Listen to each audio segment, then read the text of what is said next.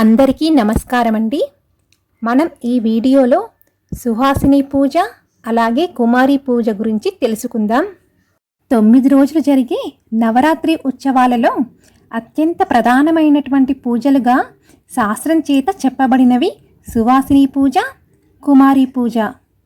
మిగిలినటువంటి పూజలకి, శారదా నవరాత్రుల్లో జరిగేటటువంటి పూజలకి ప్రధానమైనటువంటి వ్యత్యాసం ఇక్కడ మనకు కనపడుతుంది.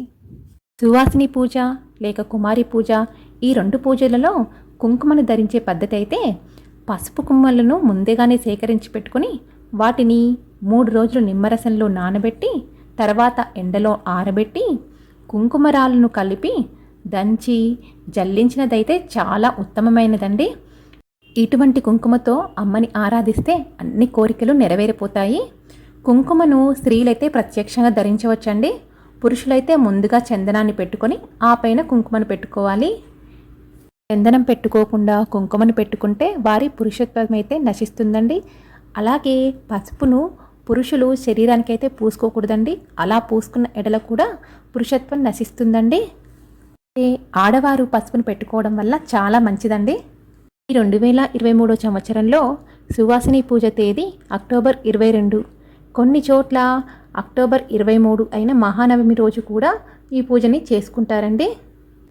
అయితే ప్రతి పూర్ణిమ నాడు పూజ ఒక సాధారణమైన ఆచారం. కానీ ఈ శారదా నవరాత్రుల్లో సువాసిని పూజ చేసుకోవడం వలన చాలా శుభ ఫలితాలైతే కలుగుతాయి. పూజలో ఎలాంటి వారిని కూర్చోబెట్టాలి అనే విషయాన్ని అయితే ఇప్పుడు మనం తెలుసుకుందాం.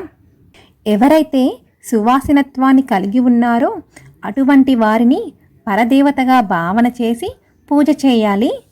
సువాసినత్వం అంటే సలక్షణాలతో ఏ విధమైన అవయవ లోపం లేని సౌమ్యమైన ముత్తైదువుని ఎంచుకొని వారినే అమ్మవారిగా భావించి పూజ చేయాలి. లలిత సహస్రనామ స్తోత్రంలో అమ్మవారి యొక్క నామాలు చెప్తూ సువాసిని, సువాసినియాత్య ప్రీత అని 2 నామాలు. సువాసిని అంటే పసుపు కుంకాలు కలిగి ఉన్నటువంటి స్త్రీ. మనం ఇంకా బాగా అర్థం చేసుకోవాలి అంటే ఒక అమ్మాయికి వివాహమై ఆమె మెడలో మంగళసూత్రాలను కలిగి ఉండడానికి ప్రధానమైనటువంటి అనుగ్రహం అమ్మవారిదే. సర్వమంగళ స్వరూపిణి అయినటువంటి అమ్మవారి అనుగ్రహం ఎవరి యందు ఉంటుందో వారు సువాసినత్వాన్ని పొంది ఉంటారు. అటువంటి వారినే ఇంటికి ఆహ్వానించి సువాసిని పూజ చేయాలి అండి. ఈ సువాసిని పూజని 2 రకాలు అంటారు. సువాసిని పూజ లేక సుహాసిని పూజ అని అంటారు.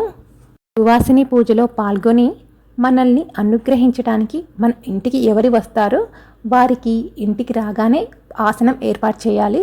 వారిని కింద కూర్చోబెట్టకూడదు. ఎందుకంటే వారిని ఇప్పుడు మనం అమ్మవారిగా భావిస్తాం కాబట్టి వారిని కింద అసలు కూర్చోబెట్టకూడదండి. సువాసిని పూజలో పాల్గొనేవారు నుదుటిన కుంకుమ, పాపిట్లో సింధూరం, మెడకు గంధం, చేతులకు గాజులు, కాళ్ళకి పసుపు, తప్పనిసరిగా చీర కట్టుకొని జడ నిండా పూలు పెట్టుకొని సాక్షాత్తు అమ్మవారే దిగి వచ్చారా అనేటట్టుగా ఉండాలండి. మీకు కుదిరితే వారికి పూలమాల కూడా ధరింపచేయొచ్చండి. సువాసిని పూజలో మనల్ని అనుగ్రహించడానికి వచ్చిన ముత్తైదువుని అమ్మవారిగా భావించి వారికి ఆసనం ఏర్పాటు చేసిన తర్వాత ధూపదీప నైవేద్యాలను సమర్పించి షోడోపచారాలతో పూజ చేసి శ్రీ సూక్త విధానంగా సహస్ర త్రిశతి అష్టోత్తర ఖడ్గమాల నామములతో అర్చించి మంగళహారతిని ఇచ్చి ఆభరణ, పుష్ప, హరిద్ర, కుంకుమ చందనాలతో సత్కరించి ఆ సువాసినితో అంటే వచ్చిన ఆ ముత్తైదువుతో ఆశీర్వచనం తీసుకోవాలండి. ఆ ఆశీర్వచనం తీసుకోవడంతో సువాసిని పూజ పూర్తవుతుంది. ఈ సువాసిని పూజ శ్రీచక్రన భావనార్చన అనంతరం దేవీ నవరాత్రులను నిర్వహించాలి. శక్తి అనుసారం మనం ఒక ముత్తైదుకు కానీ, 3 కానీ, 5 కానీ, 7 లేక 9 మందికి, 18 మందికి, 27 మందికి, 54 మందికి కానీ, 108 మందికి కానీ, 558 మందికి కానీ, మీకు ఇంకా శక్తి ఉన్నది అనుకోండి 1116 మందికి కానీ సువాసిని పూజ చేయవచ్చండి. మన పెద్దవాళ్ళు బ్రహ్మణ ముత్తైదువులకి సువాసిని పూజ చేయడం వలన భక్తి, జ్ఞానం, వైరాగ్యం, విద్యాభివృద్ధి కలుగుతుందని, అలాగే క్షత్రియ ముత్తైదువులకి సువాసిని పూజ చేయడం వలన ధైర్య సాహసాలు వృద్ధి అవుతాయని, ముత్తైదువులకి సువాసిని పూజ చేయడం వల్ల అష్ట ఐశ్వర్యాలు భోగభాగ్యాలు వృద్ధి అవుతాయని, శూద్ర ముత్తైదువులకి సువాసిని పూజ చేయడం వలన సత్సంతానం ప్రాప్తి కలుగుతుందని చెప్తారండి. ఏం కోరిక కోరుకున్నామో ఆ కోరికని బట్టి సువాసనలను ఎంచుకొని వారిని ఇంటికి ఆహ్వానించి వారిని ఆరాధించి ఆశీస్సులు అనేవి పొందాలండి. సువాసిని పూజ పూర్తయిన తర్వాత వారికి దక్షిణ తాంబూలాలైతే ఇస్తుంటారు. కొంతమంది వారికి పసుపు కుంకుమ అద్దం దువ్వెన ఇస్తుంటారు. మరికొంతమంది అంటే వారికి శక్తి కొలది వస్త్రం వక్కలు అలాంటివి ఇస్తూ ఉంటారు. సువాసిని పూజలో తాంబూలాలతో పాటు తప్పనిసరిగా ఇవ్వాల్సిన వస్తువులు ఏమిటి అనేది అయితే కొంతమందికి సందేహాలు అయితే వస్తుంటాయి కదండి. మన శాస్త్రాల ప్రకారం అయితే సువాసిని పూజ తర్వాత సువాసినులకి 9 వస్తువులనైతే తప్పనిసరిగా సమర్పించాలని చెప్తోంది. ఆ 9 వస్తువులు ఏమిటంటే దక్షిణ తాంబూలం, పసుపు, కుంకుమ, గంధం, అద్దం, దువ్వెన, కాటుక, గాజులు, వస్త్రం ఈ జాబితాలో ఉండాలని శాస్త్రం చెబుతోంది. వస్త్రం అంటే చీర మీకు స్తోమత ఉంటే పెట్టచ్చండి, లేదంటే బ్లౌజ్ పీస్ ఉంటుంది కదండి రవిక బట్ట, అవి కూడా పెట్టొచ్చు. రవిక బట్ట పెట్టినప్పుడు ఎప్పుడూ ఒకటి మాత్రం పెట్టకూడదండి, 2 రవికల బట్టలు మాత్రం తప్పనిసరిగా పెట్టాలి. ఈ 9 వస్తువులని ముందుగానే ఒక దగ్గర ఏర్పాటు చేసుకొని ఒకటేసారి అందించాలండి, దేనిని మర్చిపోకూడదు. అలాగే పొరపాటున కూడా సమర్పించిన తర్వాత మనం వెనక్కి తీసుకోకూడదు. అలాగే ఈ 9 వస్తువులు ఇచ్చిన తర్వాత కూడా సువాసిని పూజ చేసిన వాళ్ళకి వారి స్తోమతను బట్టి అమ్మవారికి ఇష్టమైనవి కూడా ఏమైనా ఉంటే వారికి ఇవ్వడంలో ఎలాంటి దోషమైతే లేదండి. 9 వస్తువులే తప్పకుండా ఇవ్వాలి, అంతకంటే ఎక్కువ ఇవ్వకూడదు అనైతే ఏమీ లేదు. సువాసిని పూజని చేయాలి, ఇంటి దగ్గర మాకు కుదరడం లేదు అని అనుకున్న వాళ్ళు ఆలయాల్లో కూడా ఈ సువాసిని పూజని ఇప్పుడు నిర్వహిస్తున్నారండి. అందువలన మీకు కుదరని వాళ్ళు ఆలయాల్లో కూడా ఈ పూజ మంచిగా చేసుకోవచ్చండి. కుమారి పూజ ఏ విధంగా చేయాలి అనే విషయాన్ని అయితే తెలుసుకుందాం. కుమారి పూజని బాలా పూజ కూడా అని అంటారు. ఈ పూజ కేవలం శారదా నవరాత్రుల్లో మాత్రమే ఉద్దేశించబడినటువంటి పూజ అండి. కొన్ని శుభప్రదమైనటువంటి సమయాల్లో కూడా ఈ పూజ అనేది చేసుకోవచ్చు. కానీ శారదా నవరాత్రుల్లో మాత్రం తప్పకుండా ఈ పూజ అయితే చేయాలండి. ఇప్పుడు మనం ఏ అమ్మాయికైతే కుమారి పూజ చేస్తున్నామో వారికి కూడా తప్పనిసరిగా ఆసనం అయితే ఏర్పాటు చేయాలండి. వారిని కూడా కింద కూర్చోబెట్టకూడదు, వారిని మనం కింద కూర్చొని వారికి ఆసనం ఏర్పాటు చేసి అప్పుడు పూజ చేయాలి.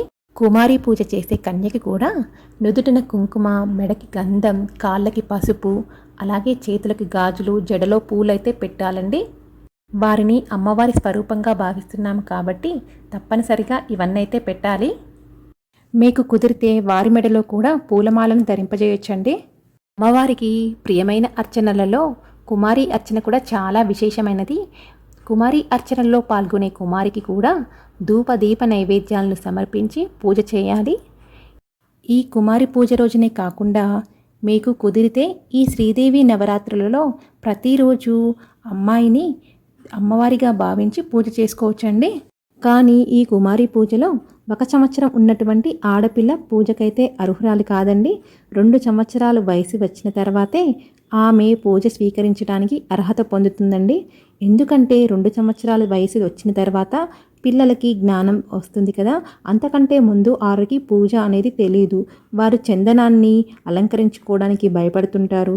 అదేదో తినే వస్తువు అని నోట్లో పెట్టుకుంటారు కదండి.